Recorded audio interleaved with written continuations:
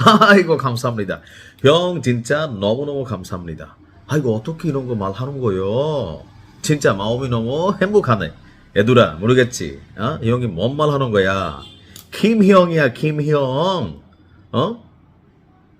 বোঝেন নাই কি বলছি? যারা কোরিয়া থাকেন, কোরিয়ান ভাষা জানেন, তারা বুঝছেন। আমি আসলে কিম জং উনকে ধন্যবাদ দিছি। হিয়ং মানে হচ্ছে বড় ভাই, কিম হিয়ং মানে হচ্ছে কিম বড় ভাই, আর হেম্বুখাদা মানে হচ্ছে খুশি, একদম খামসামৃদা মানে হচ্ছে থ্যাংক ইউ। আমি ভিডিওর প্রথমে উত্তর কোরিয়ার প্রেসিডেন্ট কিম জং উনকে থ্যাংক ইউ দিয়েছি, বড় ভাই ডাকছি যে ভাই পাল্লি পাল্লি হ্যাঁ হিয়ং পাল্লি পাল্লি, মানে তাড়াতাড়ি কইরা দেন। যারা মনে করেন যে উত্তর কোরিয়ার কিম জং উন আজকে যেই ঘোষণা দিয়েছে, আপনার কলিজা যদি শান্তি লাগে ভিডিও সর্বোচ্চ শেয়ার করেন। কোরিয়ান ভাষা আমরা চাই উত্তর কোরিয়া উপযোগ ফোকখান, মানে উত্তর কোরিয়ার বলা হয় ফোকখান। যদি ইরান চায়, কে ঘোষণা দিচ্ছে দেখেন, উত্তর কোরিয়ার প্রেসিডেন্ট কিম জং উন, যদি ইরান চায় আমরা ইসরায়েলের বিরুদ্ধে ক্ষেপণাস্ত্র সরবরাহ করব। Wow, what a dialogue.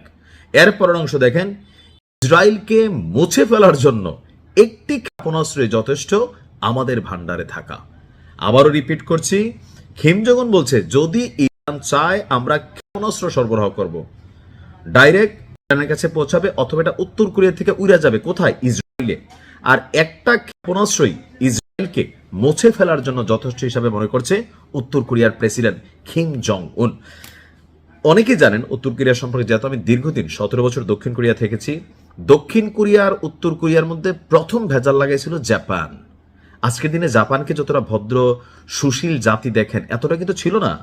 দ্বিতীয় বিশ্বযুদ্ধের আগ পর্যন্ত, দ্বিতীয় বিশ্বযুদ্ধ পর্যন্ত জাপান পুরো মধ্যপ্রাচ্যে মানে এশিয়া প্যাসিফিক অঞ্চলগুলোতে অনেক ঘটনা ঘটেছে। ইভেন মার্কিন যুক্তরাষ্ট্র এবং ব্রিটিশরা এই উত্তর কোরিয়া এবং দক্ষিণ কোরিয়া একটা রাষ্ট্রকে দুইটা ভাগে বিভক্ত করে আউলাই ফেলছে। ইভেন দক্ষিণ কোরিয়াতে এখনো লক্ষাধিক মার্কিন সেনা অবস্থান করে।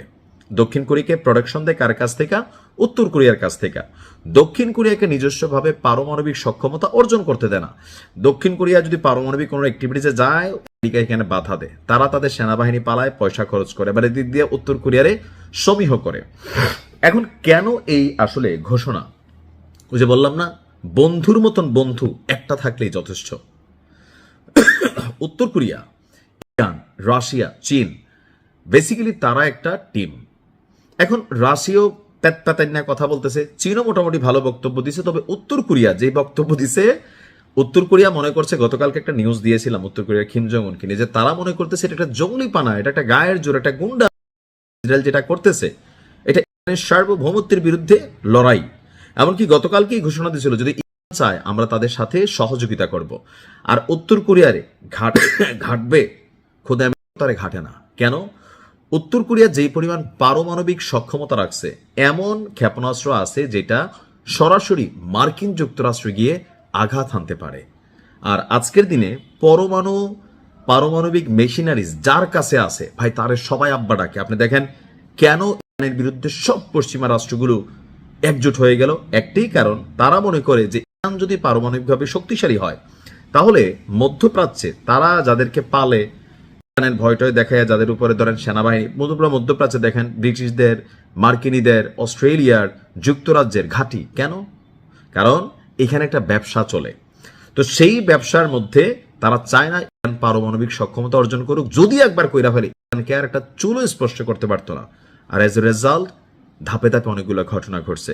তো উত্তর কোরিয়ার কিম জং উন যে বক্তব্য দিছে, আমি মন থেকে খামসামৃদা হাই গো হিয়ং জিনচা মাওমি হ্যাম্বুকে ও ইয়ং ইয়ং ফাইটিং ভালো থাকুন।